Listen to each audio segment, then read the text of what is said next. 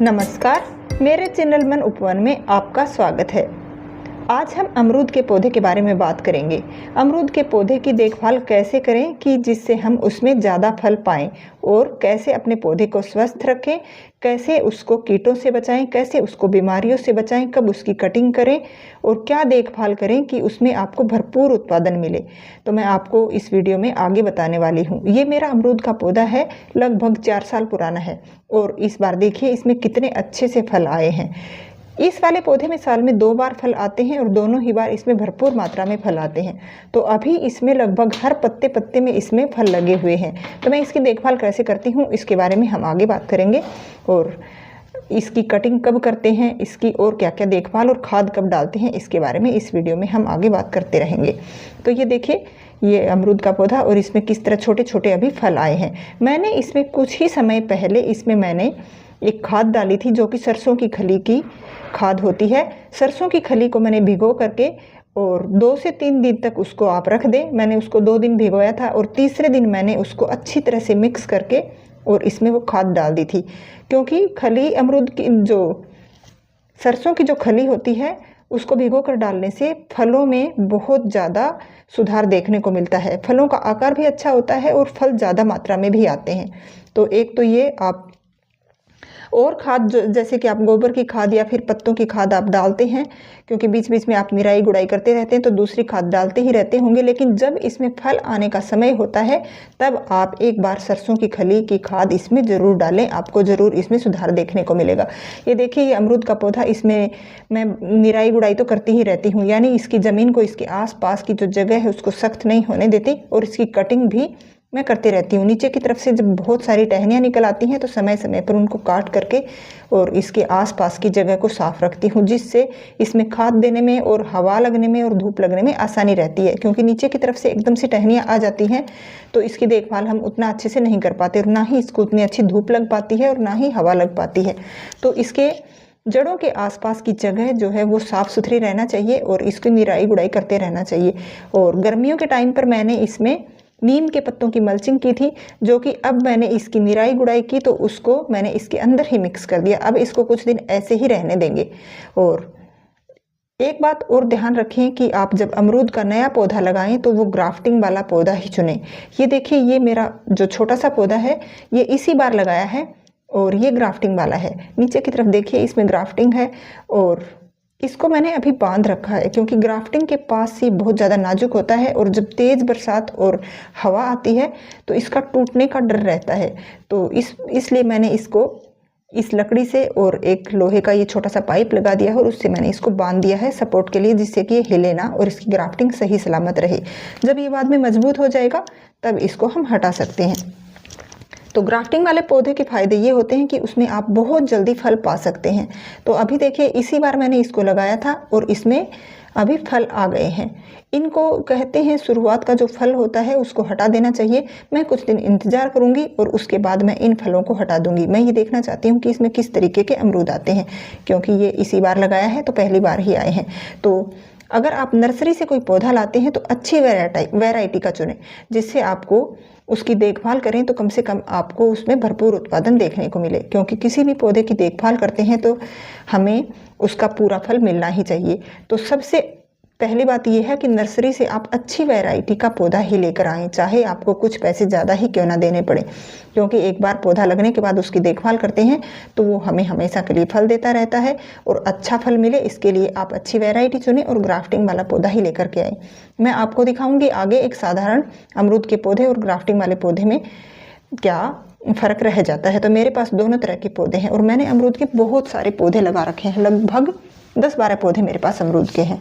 कुछ इस बार लगाए हैं और कुछ पुराने पौधे हैं। तो इस वाले पौधे के आसपास मैं बिल्कुल साफ़ सफाई रखती हूँ और इसमें मैं घरेलू तरीके से तैयार की गई खाद देती हूँ। तो मैंने खुद ही घर में खाद तैयार कर रखी है, जो कि मैं आपको आगे दिखाने वाली हूँ। देखिए, इसके तने के आसपास बिल्कुल साफ़ सफाई है।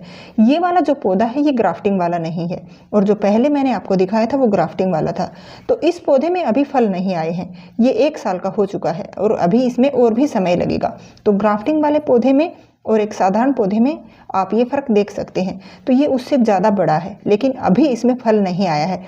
ऐसा नहीं है कि इसमें फल नहीं आएगा, फल आएगा लेकिन देर से आएगा। वो वाला ग्राफ्टिंग वाला पौधा है, ये देखिए, इसमें इसी बार लगाया था और इसमें इतने सारे फल आए हैं। और इसको बाद में हम एक बार तो शुरुआत का फल हम हटा देंगे, अगली बार से इसमें खूब सारा फल और अच्छे से आ जाएगा और इसका तना मजबूत हो जाएगा। तो आप ये देख लें कि इन दोनों पौधों में ये अंतर होता है। तो आप ग्राफ्टिंग वाला पौधा ही लेकर आएँ नर्सरी से और अच्छी वैरायटी का लेकर आएँ। ग्राफ्टिंग भी लेकर आएँ तो आप जो है किसी अच्छी विश्वास वाली नर्सरी से ही पौधा लेकर आएँ। तो ये देखिए इसमें कितने अच्छे से अभी इसमें फल आए हुए हैं। और मैं अपने पौधों में और कौन कौन सी खाद देती हूँ और कितनी खाद देती हूँ जिससे मेरे पौधों में बहुत बढ़िया फल मेरे को देखने को मिलते हैं, तो मैं उसी बारे में अभी बता रही हूँ कि मैं इनमें गोबर की खाद डालती हूँ और कुछ खाद हम पत्तों की और सब्जियों के छिलकों की और घर में जो फल वगैरह आते हैं उनके छिलकों की खाद तैयार करते हैं तो वो भी डालते हैं। इसके अलावा नीम के पत्तों की और नीम की निबोली की खाद भी हम घर में तैयार करते हैं और वो ही हम डालते हैं। तो मैं आगे दिखाऊंगी दोनों ही तरह की खाद हमने कैसे तैयार कर रखी है और समय समय पर इन पौधों में डालते रहते हैं। इसके अलावा इन पौधों के आसपास हम बहुत ही सफाई रखते हैं, घास को बिल्कुल निकाल देते हैं और निराई गुड़ाई एकदम से बराबर रखते हैं, जिससे कि ये पौधे स्वस्थ रहते हैं और इनमें कोई भी रोग नहीं होता। खास करके पौधों के आसपास सफाई रहेगी तो आपको इनमें और एक्स्ट्रा किसी भी तरह का कोई रोग या फिर उसको हटाने के लिए दवा की ज़रूरत ही नहीं पड़ेगी, क्योंकि साफ़ रहने से इनमें रोग लगने की संभावना बहुत कम हो जाती है। और नीम की निबोली और नीम के पत्तों का अगर आप उपयोग करते हैं तो वैसे ही इनमें कोई रोग भी नहीं होता, इनको काफ़ी बढ़िया पोषण मिलता है। ये देखिए, ये एक और पौधा है, ये भी ग्राफ्टिंग वाला ही है। और एक बात का और ध्यान रखें, आप जब भी आप कोई पौधा लाएं ग्राफ्टिंग वाला तो आप उसको लगा देते हैं तो ग्राफ्टिंग से नीचे की तरफ उसमें टहनियाँ निकलती ही रहती हैं। मैंने हटा रखी हैं, लेकिन मैं अभी आपको दिखा देती हूँ कि बिल्कुल छोटी छोटी निकल रही हैं। इनको हटा देना चाहिए, क्योंकि अगर ये बड़ी हो जाएंगी तो ये ग्राफ्टिंग का असर खत्म हो जाएगा और ये टहनियाँ जो है ये बिल्कुल पहले वाले पौधे की निकलती हैं, तो इससे पौधे को नुकसान ही होगा और ऊपर जो आपकी ग्राफ्टिंग है वो ख़राब होते जाएगी और उसको सही मात्रा में पोषण नहीं मिलेगा। तो ये पौधा भी ग्राफ्टिंग वाला है और इसमें भी फल आए हैं, ये देखिए। तो इस बार मैंने कई सारे पौधे अमरूद के इस बार भी लगाए और पहले के भी मेरे पास बहुत सारे पौधे हैं। तो नीचे की तरफ से जैसा कि मैंने आपको बताया, ग्राफ्टिंग से बिल्कुल नीचे एक भी टहनी मत छोड़िए, आप उसको हटाते रहिएगा। और इस तरफ एक और पौधा है, ये दो पौधे एक ही साथ लाए थे, ये भी ग्राफ्टिंग वाला है और इसके नीचे की तरफ की टहनियाँ मैंने बिल्कुल हटा रखी हैं। अभी इसके आसपास की निराई गुड़ाई होगी और उन जो पीछे देखे आपने उन पौधों की सफाई अभी हो चुकी है, तो पौधों के आसपास सफाई रखें। ये देखिए, ये नीम की निबोली की खाद, इस बार जो नीम की निबोलियाँ गिरी हैं उनको हमने इकट्ठा कर लिया। हर बार हम ऐसा ही करते हैं।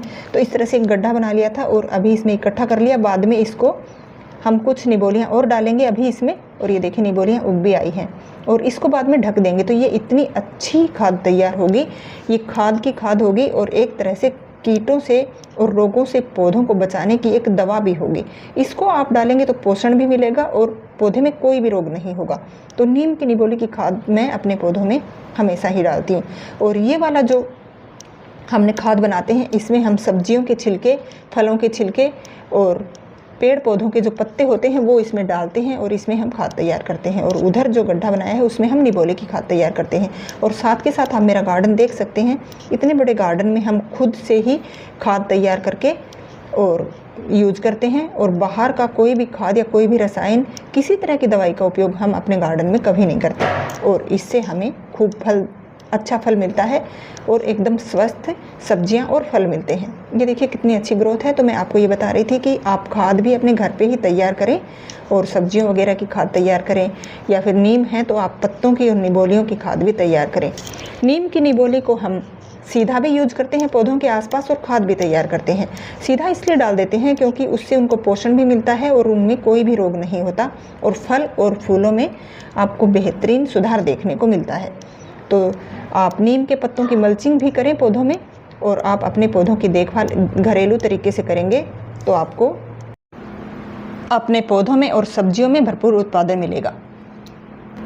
तो आप अपने पौधों की साफ सफाई रखें, आसपास में उनकी निराई गुड़ाई करते रहें, समय समय पर खाद देते रहें।